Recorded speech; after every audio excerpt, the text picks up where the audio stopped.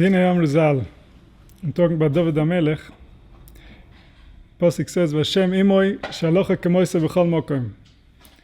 So Reb Tzodok says, "Lechav malocha la'amito tzorech li es bekir b'kodesh Vashem imoi mamish b'li shum negi legufo klal."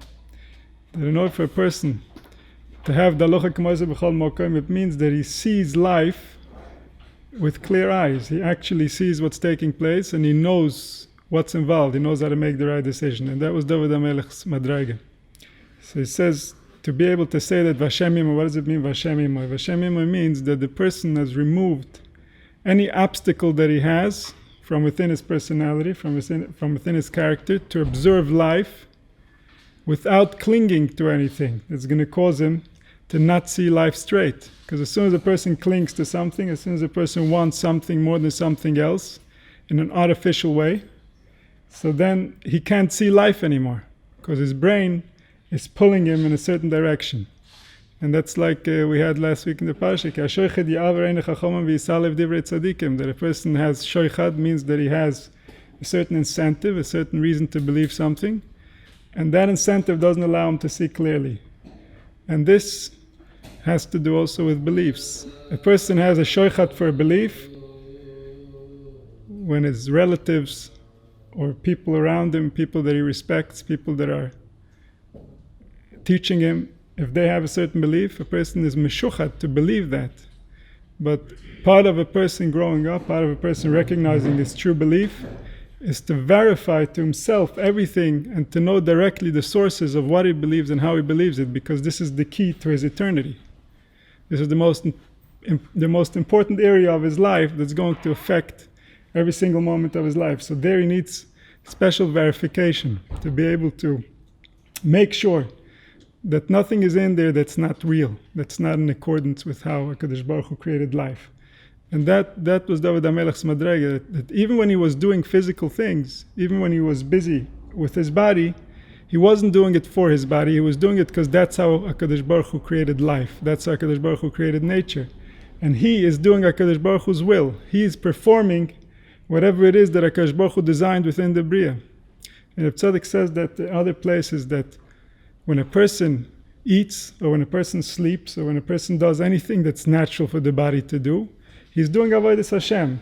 Because it wasn't him who decided that a person should eat. HaKadosh Baruch Hu decided a person needs to eat. So now when he's doing it, now when he's carrying out HaKadosh Baruch Hu's will, he's doing it for HaKadosh Baruch Hu. And therefore, the body obviously needs to be taken care of. The body can't be neglected, otherwise the soul, which resides within the body, doesn't have a place to reside in.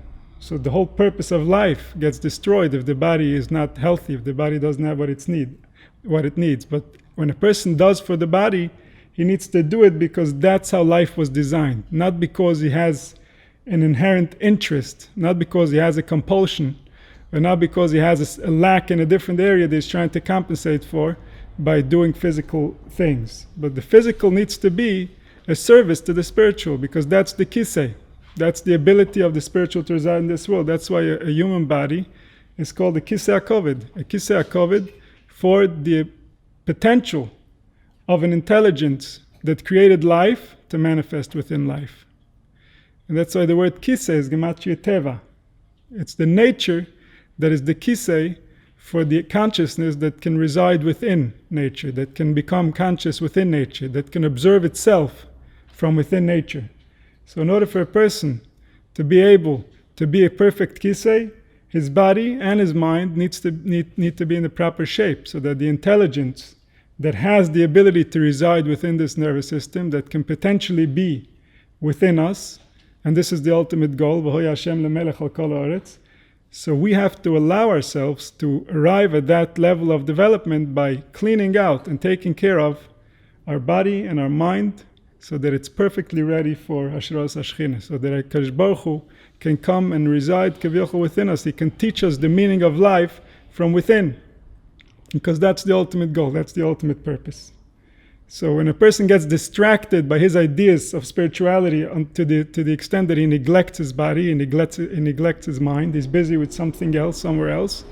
So in the meantime, he's losing his ability to become a kisei for Hashras HaShechina. The Shechina cannot reside in a place that is betzar, in a place that doesn't have what a human being needs to have in order to function. Because what we're trying to get into is a more evolved use of the nervous system, a more deeper, more sensitive manifestation of the nervous system that our brain is already capable of having. Not only is it capable of having, it's necessary for it in order for it to function properly. And this is the reason of our shortfall. The reason we don't have what is required in order to function in life and be happy is because we're not using our brain in that efficient manner that HaKadosh Baruch Hu designed it to function in. And therefore, when we try to get close to HaKadosh Baruch Hu, when we want to get to a place where it's Vashem Imoy, that Kavyochel HaKadosh Baruch Hu is within a person, it means that everything that that person needs has been taken care of in a way that it's done l'shem shemaim, that it's done l'shma. And that's why we say that all our actions should be done l'shma. Everything we do should be done so that the intelligence that needs to reside within us can come in. And one of the biggest imperants to this possibility, one of the things that create the most damage to our vessel, is being busy on an emotional level with anything else. Because everything else that our nervous system is wired to, that our nervous system responds to in an extreme way, will result in that intelligence not being able to reside within us. We're going to lose our connection to the higher intelligence if our nervous system shuts down. And this is why the whole Torah was designed in such a way that it should maintain a person's ability to connect deeply, to know who he is and know how to interact with himself, so that he can know how to become more developed, so that it can be a potential kisei for Asheras HaShechina. That's the ultimate goal of why we have the Torah. So that's what he's saying, that David HaMelech, who arrived at this tachlis, so by him, the way he thought, that was the halacha. He didn't have to go check in the sefer what the halacha is. His thought was the halacha. Why? Because his vessel was clean. Everything was coming into him from his heart. And the heart is a vessel for HaKadosh Baruch Hu. Like the pasuk says, Tzur levavi v'chelki elikim lo elam. HaKadosh Baruch Hu resides in the Jewish heart. And therefore, David HaMelech, who was connected to his heart, he was able to behave in accordance with his thoughts, and that was the halacha. That's how HaKadosh Baruch Hu wanted it. That's how creation was created, so that a person could behave like that. V'imadreges Hillel. It says Hillel Azoken, who was a grandson, he was from the family of David HaMelech. He was the Nasi. So he also had this madrege that it says, Shamar Baruch Hashem Yoim Yoim. That he, every day, whatever arrived at that day, he would say Baruch Hashem Yoim Yom. This is exactly what needs to be for today. Meaning that he took every moment in that way, that everything that arrives, this is from HaKadosh Baruch Hu. This is the gift. And your job is to receive the guest, b'sever panim yofes. So every moment comes to you from HaKadosh Baruch Hu. And you have to react to it, b'sever panim yofes. Because this is the guest, this is the Shechina now, this is how she dressed up for you. Now you have to interact with her in a gentle way. How can you help this situation? In the next moment, how can you help this situation? If a person focuses like that on every moment, then he has all of his intelligence available for him in that moment. And this was a basic way of looking at life in the past, because nobody had any calendars, nobody had any schedules. There wasn't even a watch to look at. So people were living every moment as they were living it. Experiences were happening as they were happening. There was no newspapers. There was no text to read from previous generations. You go to the bookshelf and you read a book. There were obviously no movies or phones. So the mind was wherever it was. That's where it was. It was always following reality. It didn't have any other way of doing it. And therefore, the mind was a lot wiser about reality, because the mind was filled with information about reality, and the nature of our mind is that it's always building blocks of data from the information we have. So the more data we record, our mind is constantly analyzing the data and correlating it with everything else that we have in our mind. Because like we've mentioned before, when we think, we create a spirit. It's not a static moment, it's not a memory, it's a spirit that's alive. It's alive in the spiritual world, in the Olam HaMachshava. And in that Olam HaMachshava, this spirit is now going to have an influence for the rest of eternity, because it's going to be involved in every conversation your brain is going to have. And all these spirits together create the you. They create the personality. So when we import data into our minds, into the Olam HaMachshava, through the senses, then we can analyze them and reanalyze them, and the mind doesn't stop analyzing in order to find patterns, in order to find what kind of sense can it make of the data. So in the past, when the minds were cleaner, and all the recordings were recordings of nature, there was very little text, and there was very few ways of other people importing their problems and their misunderstandings into your brain. So the mind would be able to go deeper and deeper into contemplating this reality and arrive at very, very deep places. Ad kedei kach that even the Goyim would arrive to madragis that today nobody can get to.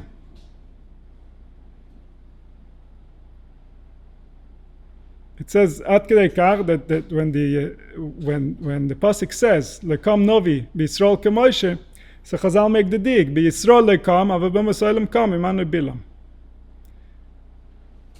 That even a goy could get to such a deep level of knowing the truth. Why? Because the truth was all they were contemplating. There was nothing else. So to the extent that a person had intelligence, to the extent that a person was delving deeper, he would get to tremendous levels. Today, the mind is overloaded with data that it has no idea how to crunch. Not only isn't there a way to crunch it because the data is too vast, it's too much for the human mind even to contemplate, but even if the human mind was powerful enough to contemplate it, there really is no sense in the data. You're recording mishigasen, nonsense, that is perpetuated for hundreds or thousands of years, beliefs that make no sense in the minds of the people that are saying it.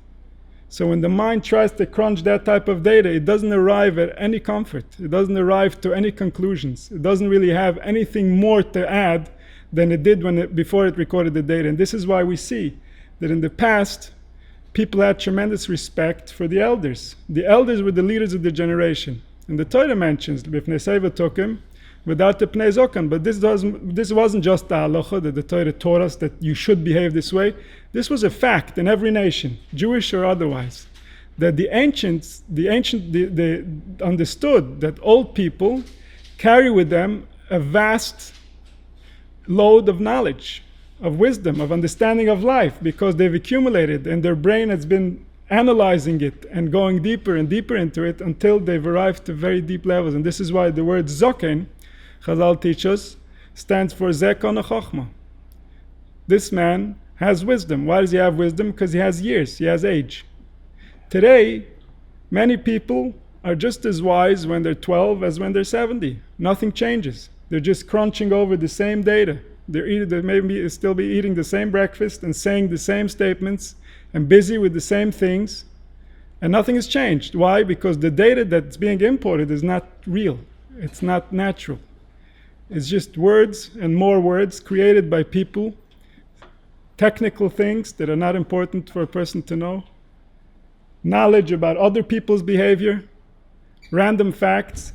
The brain can't really gain anything from all this. So when people wanted to get to higher madregas, they would separate their brain from any knowledge that they don't need, so that it doesn't get cluttered, so that their brain can make sense of the information that's being recorded.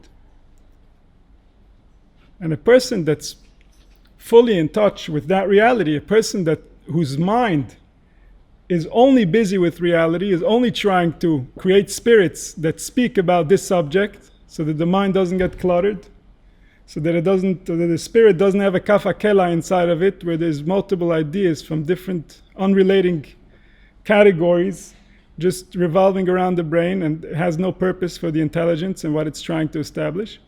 So then we get to Madrage, where Hashem Imoy, where David HaMelech, from a young age, this was the only thing that he was concerned with, and it drove him to such a level that every part of him was on the same page about what needs to happen.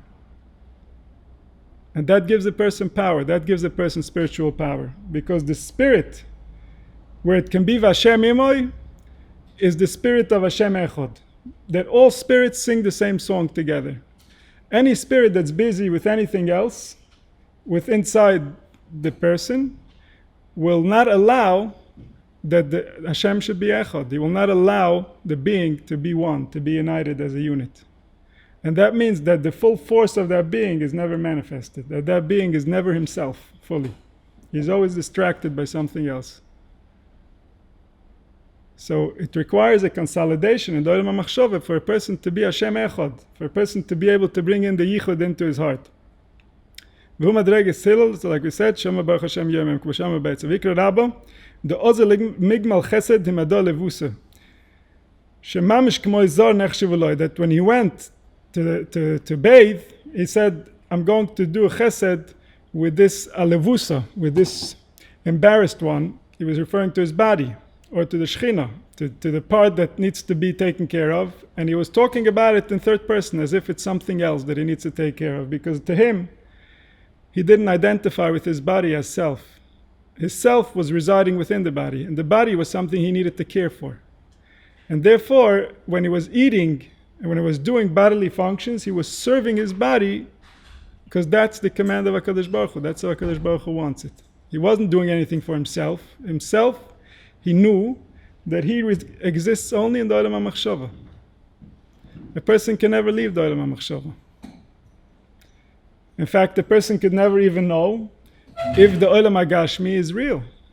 Because the only way to know that would be to leave the Olam HaMachshava and verify. The only way we have to verify what's going on outside of us is with our biological organs. And we don't know the nature of a biological organ. Does a biological organ exist outside of thought? Or is it just a part of thought? Does a biological organ exist anywhere outside the Olam HaMachshava? So when the eyes tell us that there is something outside of us, we can't really know that. All we know is that that's what our eye is saying. We would need to know the nature of an eye before we can say what it means when the eye is telling us something. So a person exists only in the Olam HaMachshava. He can never leave. He has tools in order to interact with Olam HaMaseh. And those tools include the chushim, and they also include the other body parts that allow him to interact with Olam HaMaseh. But his experience is only in the Olam HaMachshava. And this is another point that all the ancients were familiar with, because they would never have thought about it otherwise. This was the natural inclination of a human being, to see himself as what he is, which is a being, an entity, existing in the Olam HaMachshava, in the world of thought. And therefore the emphasis was always, how is what I'm doing or what I'm saying going to affect my Olam HaMachshava? The body was just one of the tools that can have an impact on the Olam HaMachshava. But the body is most certainly not the only tool. There are many more powerful tools that can have an impact on your Olam HaMachshava that have nothing to do with the body.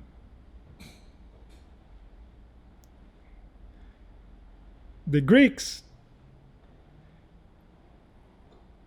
they decided that the reality reported to them by their senses is more real than their very own experience. Even though their very own experience is in the Olam HaMachshava and they could never leave, because other people will agree to their measurements in the Olam HaMaseh, so they just denied the Olam HaMachshava and started living in the Olam HaMaseh. And since then, man hasn't been himself. Because man doesn't live in the Olam HaMaseh. Man's body lives in the Olam HaMaseh. Man can only live in the Olam HaMachshava. He can never leave the Olam HaMachshava. It's not possible for a man to leave the Olam HaMachshava. He has been in the Olam HaMachshava before he was born, and he will be in the Olam HaMachshava after he dies.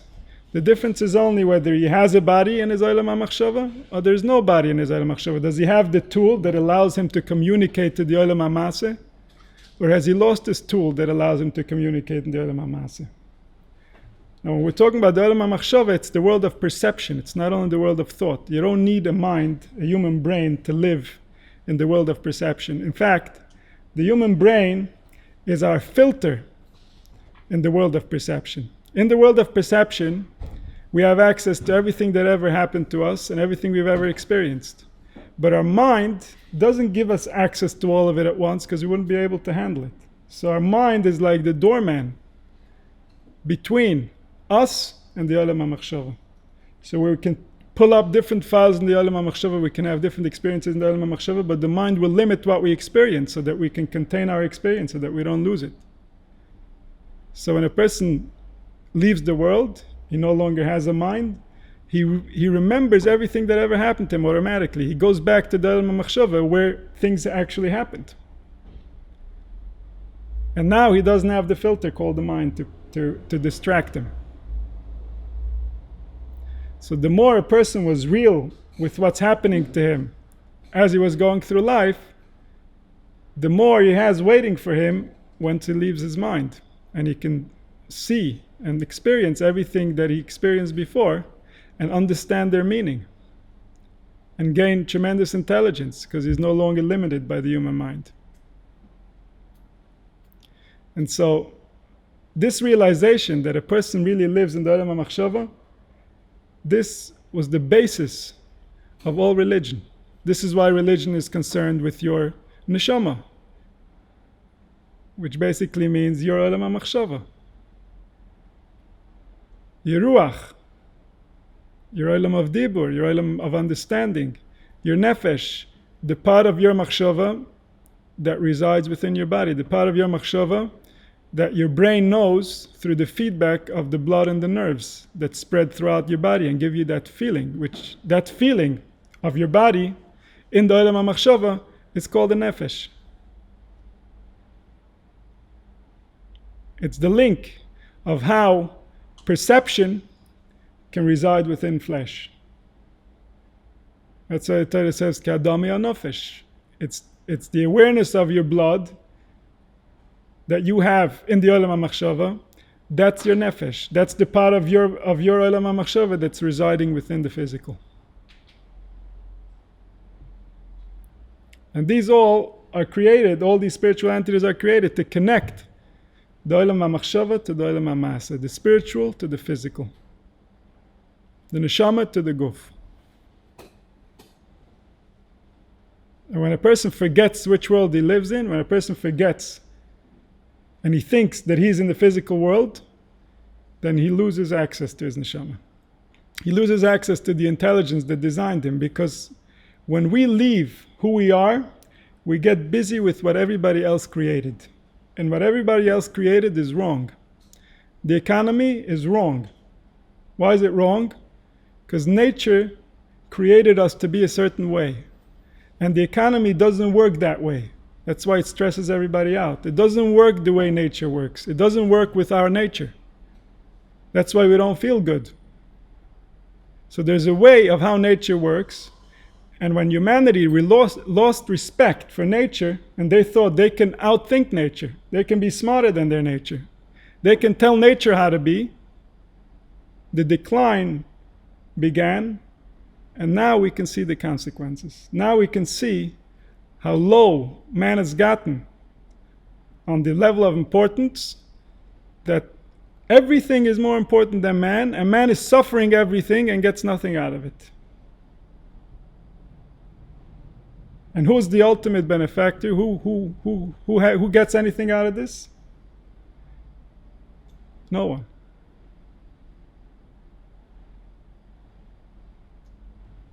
It's all imagined.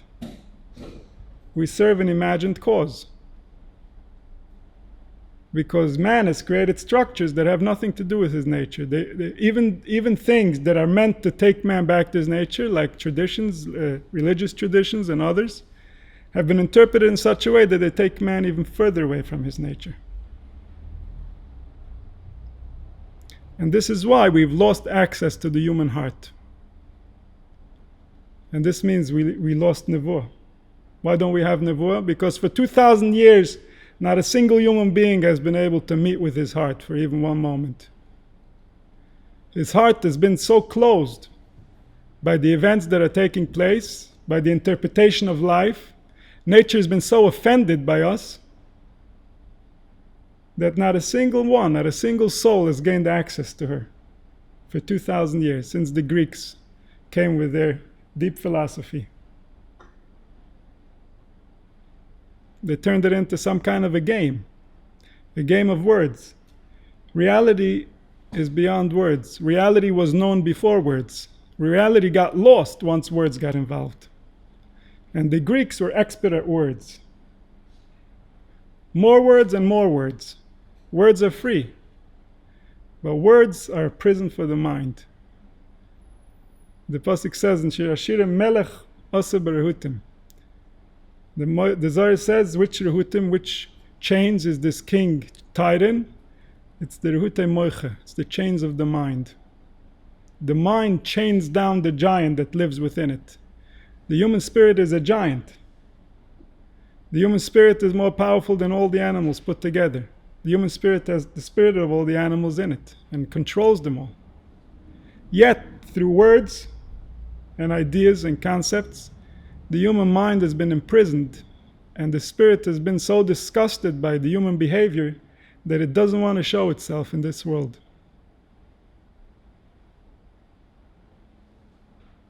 And our job is to find our heart. Like the pasuk says, Ilevova yovin v'shav. He'll understand his heart and he'll come home. He'll come back. And all it requires is one single individual that should find his heart.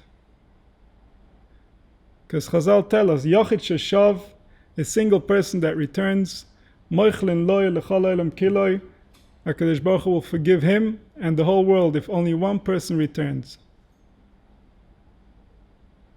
Nobody has yet returned.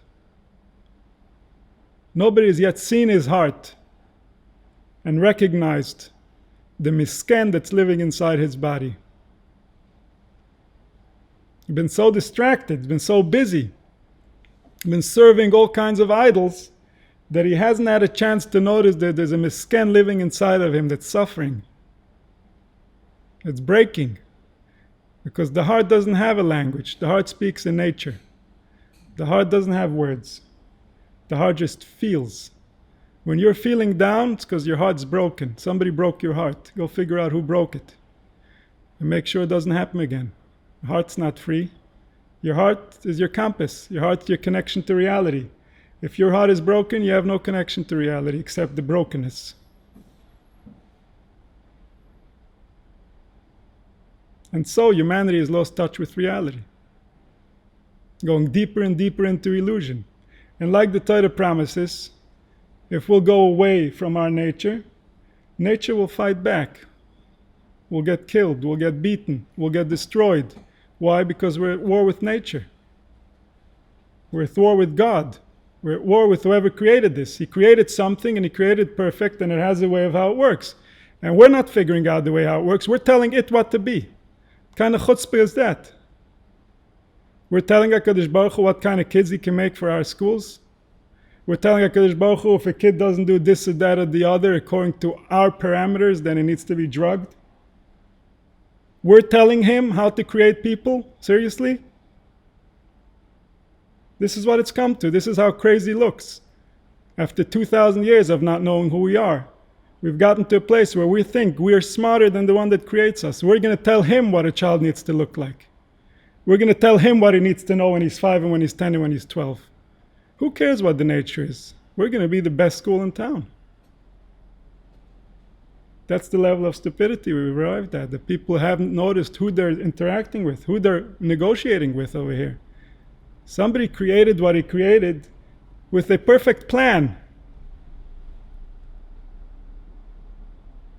All human beings together cannot understand what a human being needs or doesn't need to do.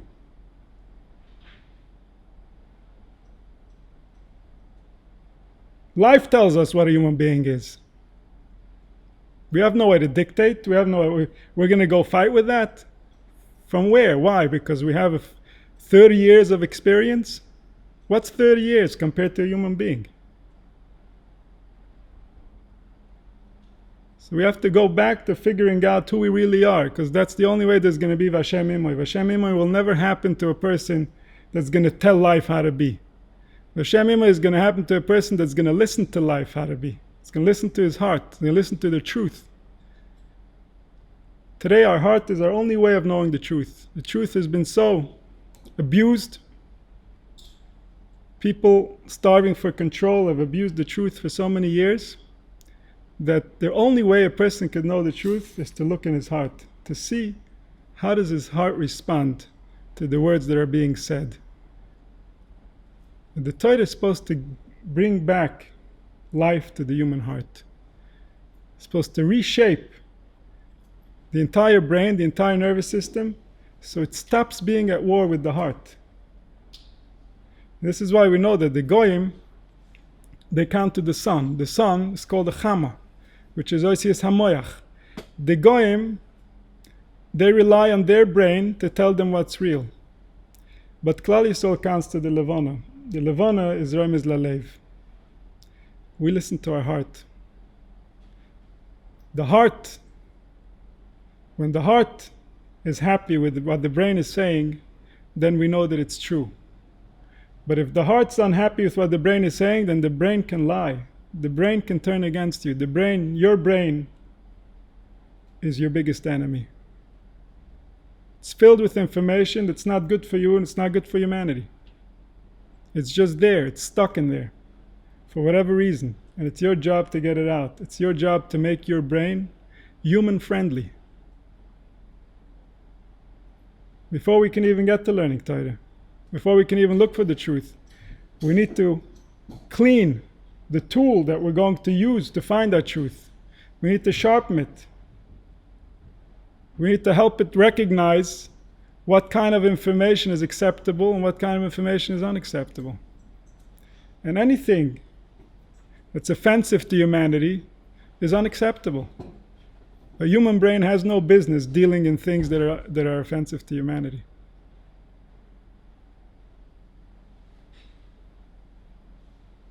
It might seem normal to the people outside, but that's not reality. These are people who have forgotten who we are. These people have forgotten that we are neshamas. We're not gufim. We are neshamas. We live in the olam hamachshava, and an offensive word creates an offensive spirit in the olam hamachshava. This is the reality we live in. This is more real than anything that happens outside of you. This is more real than money. Money you can't take to the grave. This will go with you to the grave. This will be there, waiting for you at the grave. Your brain might filter it out for the rest of your life, but as soon as you don't have a brain, truth will be truth, and there will be no running from truth. So mitzad echad, HaKadosh Baruch Hu gives us access to His name, to His power, to His intelligence. And because the goal is so lofty, because it's so important, there is suffering involved when we go the other way. There's suffering involved when we create harmful spirits. There's suffering involved when we have bad midas. Because there's so much to gain that every moment we waste is an unlimited amount of pain ripping through the entire globe. Every moment.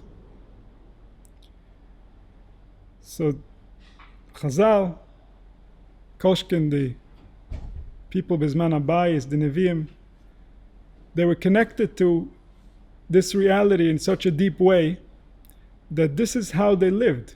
It wasn't something they did when they went to shul, or when they went to school, or when they went to teach. This was all they did. They understood how real the spirit is. And therefore every moment, every word that came in through their ears, into their olam hamachshava, was meaningful to them. Every thought that was formulated by their brain was important to them. This was nitzchias they're dealing with. It's going to affect your life, and it's even more going to affect your afterlife. Your life is only so long. So what it affected your life? Your afterlife is permanent. It's creating thoughts, creating words, creating actions. This is what designs your olam hamachshava. This is what designs your permanent abode. This is who you are. The olam hamase, we don't know how real it is, but it's certainly not permanent for you. And it's not where you live. You can interact with it, but you can't go out of your brain. You can never leave your brain. As long as you're embodied, you're in your brain. Once you're not embodied, then you don't have your body. So the olam hamase is not you. It's not where you are. It's not where you operate. The more we get comfortable in the olam hamachshava, the more our body will be comfortable too. While we're in our body trying to protect it, our nervous energy is actually causing damage to our body.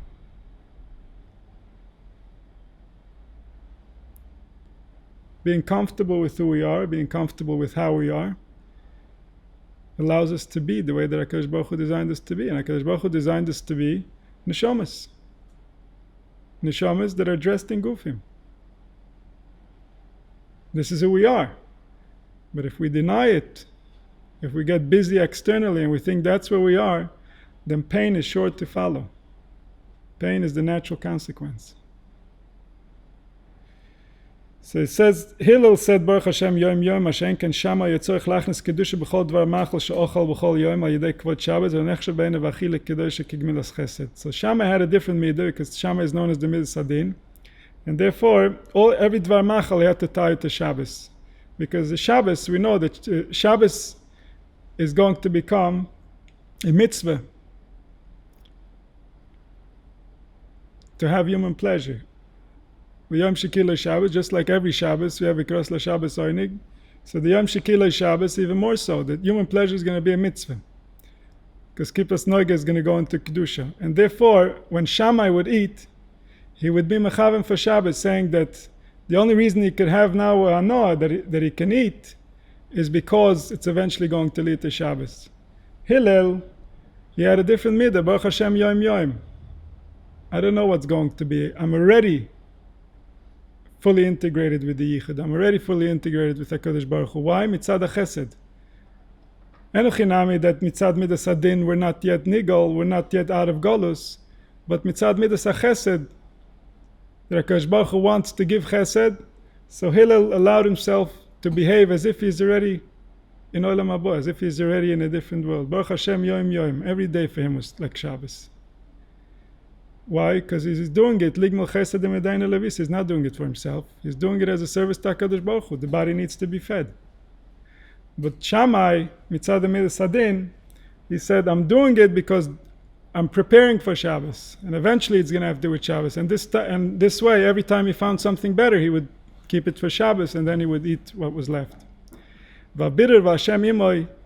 How do you know if a person is v'Hashem imoy? How do you know if a person could follow his thoughts instead of following what he's being told from the outside? In the kiyas b'shlosh rosh hamidus. When a person is clean in his midos, then we know that it's HaKadosh Baruch Hu operating from inside of him. Because the nature of the Satan, the nature of Elihim Acherim, the nature of anything that's not HaKadosh Baruch Hu, is that it has bad midas.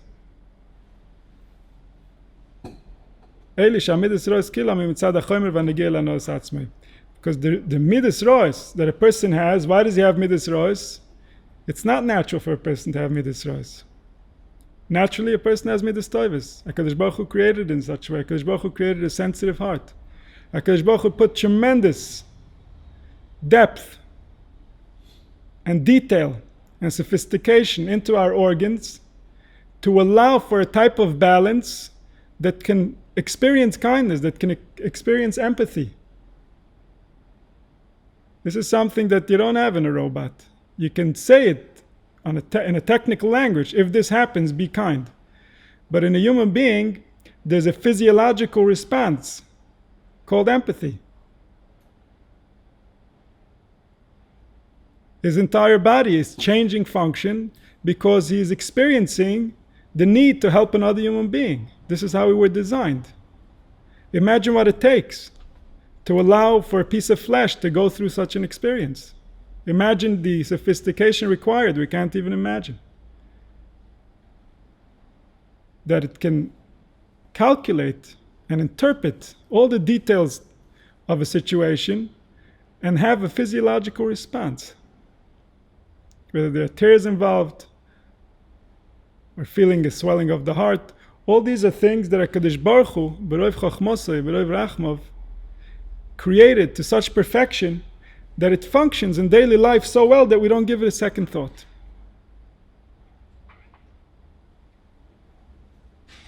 We don't understand that this requires appreciation. It's natural. This is natural. But then we're going to go tell nature what they did wrong. Nature almost got it right. Still a few areas where I can do better, let me tell you.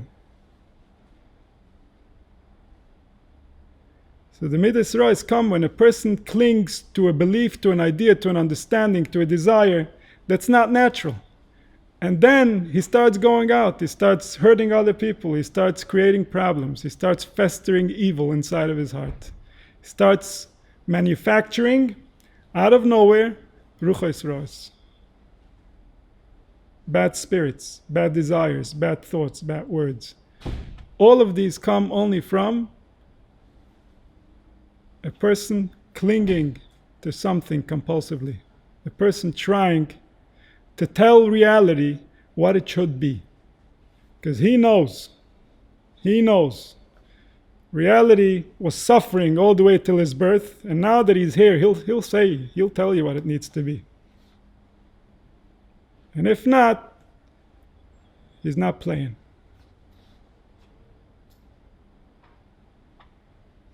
It makes no sense, but this is the nature of how we've been trained. This is the nature of how our minds have been responding to certain events in our life. And this is something that we have to be able to get beyond. If we want to see the glory of HaKadosh Baruch Hu, which is already here. The glory of HaKadosh Baruch Hu has been here the entire time. But if we want to become available so that we can notice it, if we want our eyes to open, we have to be able to accept what He created the way that He created it and cater to that. Cater only to what He created. Cater only to reality. Don't tell me if this and that will be different, then. That doesn't exist. That's Satan language. The Satan has a lot of ifs and buts in which the world is going to be fine. But right here, right now is the only reality HaKadosh Baruch Hu created. This is the one we need to improve.